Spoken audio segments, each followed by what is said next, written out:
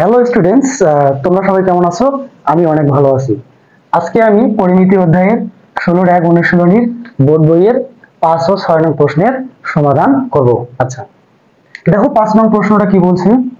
বলছে যে একটি সমবাহু ত্রিভুজের প্রত্যেক বাহুর দৈর্ঘ্য ২ মিটার বাড়ালে এর ক্ষেত্রফল 6√3 বর্গমিটার বেড়ে যায়। ত্রিভুজটির বাহু দৈর্ঘ্য নির্ণয় করো। আচ্ছা, কি বলছে যে একটি সমবাহু ত্রিভুজ।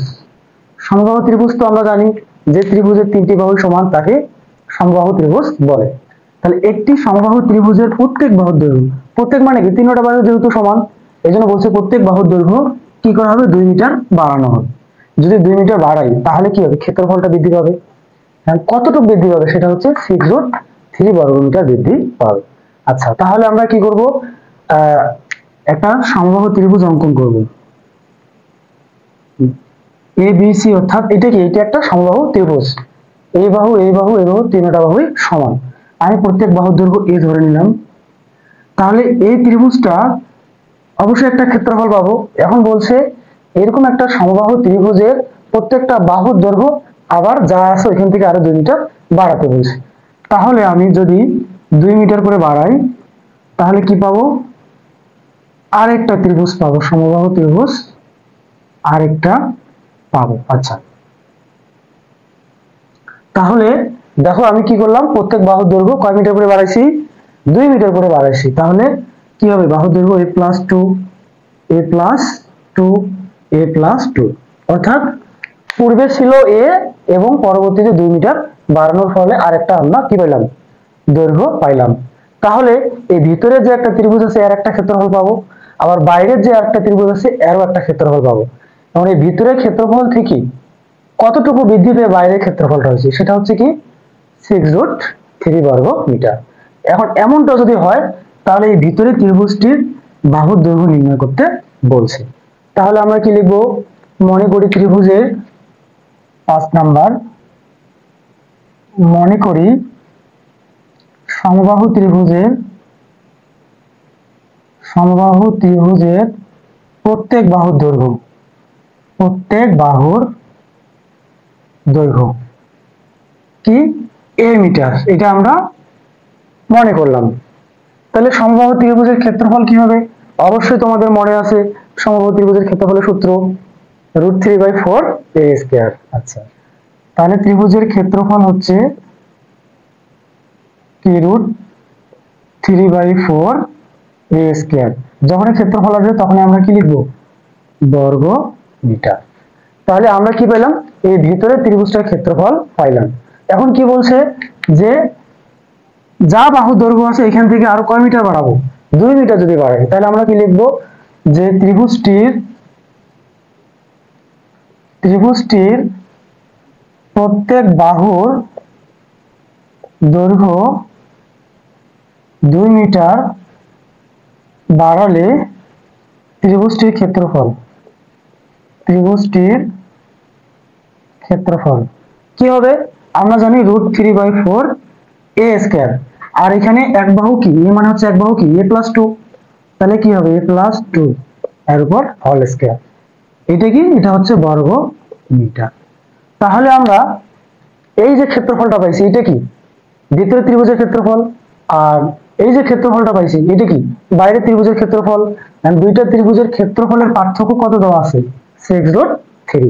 অর্থাৎ আমরা যদি বাইরের ত্রিভুজের ক্ষেত্রফল থেকে ভিতরের ত্রিভুজের ক্ষেত্রফলটা বাদ দেই তাহলে এই যে ভিতর থেকে যতটুকু বৃদ্ধি পেয়েছি এটা পাওয়া যাবে না, অবশ্যই পাওয়া যাবে। তাহলে আমরা শর্ত মতো দিয়ে লিখব,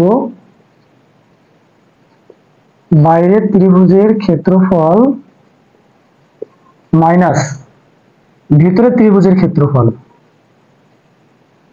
ইকুয়াল কি, যতটুকু বৃদ্ধি পেয়েছে ভিতর থেকে বাইরের ত্রিভুজের ক্ষেত্রফলটা যাওয়ার জন্য যতটুকু বৃদ্ধি পেয়েছে, কতটুকু 6√3। এটা একটু ভালো করে বুঝতে হবে।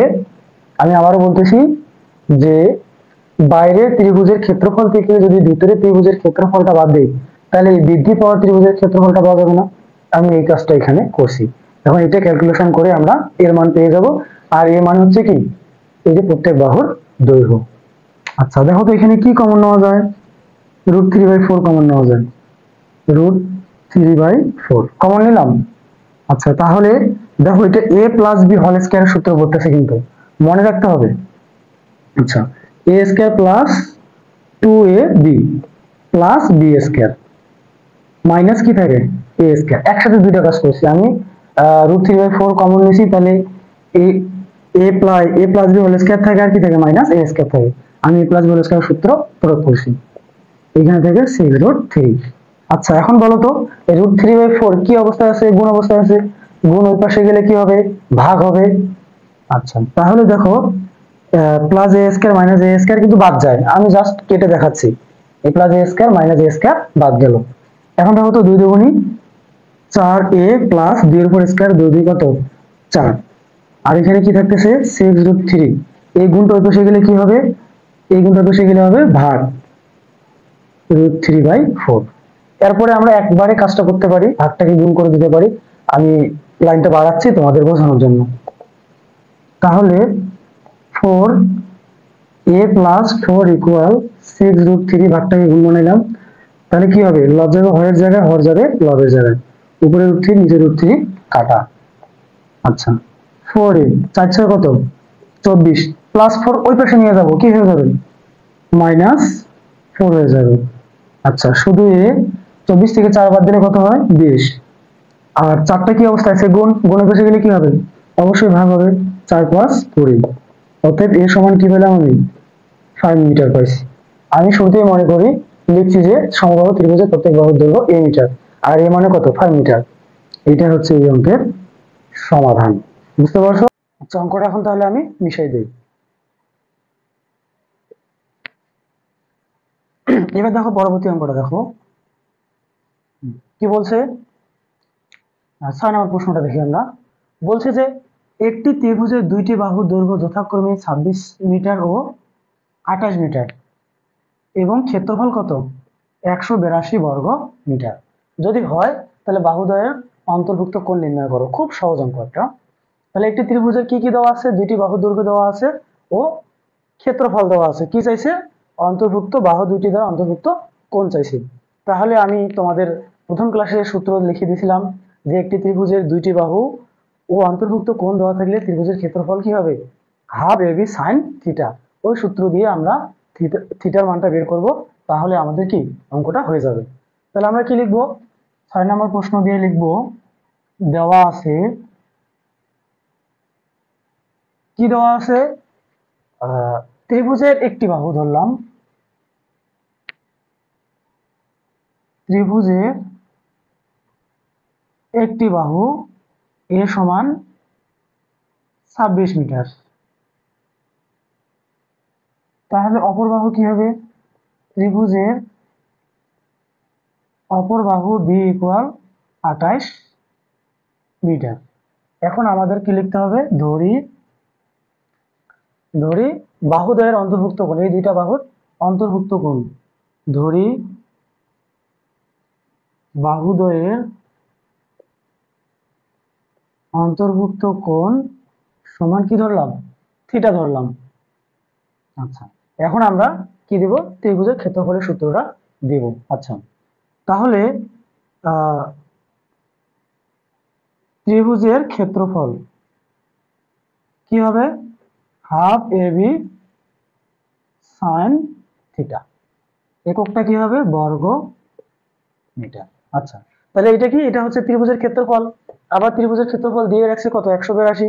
তাহলে এই ক্ষেত্রফল আর এই ক্ষেত্রফল কি একই? তাহলে আমরা লিখতে পারবো শর্তমতে দিয়ে half AB sine theta is equal 182। আচ্ছা লিখলাম। এখন দেখো আমরা মান বসাই দিব। এর মান কত? এর মান হচ্ছে 26, বির মান 28 ইন্টু সাইন থিটা ইকুয়াল 182। আচ্ছা কাটাকাটি করো, 13 দুগুণী 26, 13 আর 28 কি হবে? গুণ হবে। 13 গুণন 28 364। তাহলে পাইলাম 364 সাইন থিটা ইকুয়াল 182। 364 কি অবস্থায় আছে? গুণ, আর গুণ বেশি গেলে ভাগ হবে। তাহলে সাইন থিটা ইকুয়াল 182 ভাগ 364। 64, কাটাকাটি করলে হাফ বের হবে।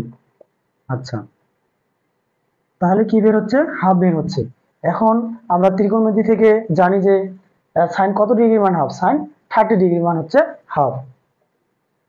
তাহলে সাইন থিটা ইকুয়াল লিখতে পারি সাইন 30 ডিগ্রি, উভয় দিকে সাইন সাইন কাটা, তাহলে থিটার মান কত পাইলাম? 30 ডিগ্রি। এটা হচ্ছে মূলত উত্তর। যদি তোমরা চিত্র সাহায্যে বুঝতে চাও তাহলে এরকম হবে চিত্রটা, এটা মনে করি 26, এটা মনে করি 28, এর অন্তর্ভুক্ত কোণটা হচ্ছে থিটা। এই কোণটার মান মূলত চাওয়া হয়েছে। তাহলে একটু বোঝার চেষ্টা করো আর ভালো থাকো।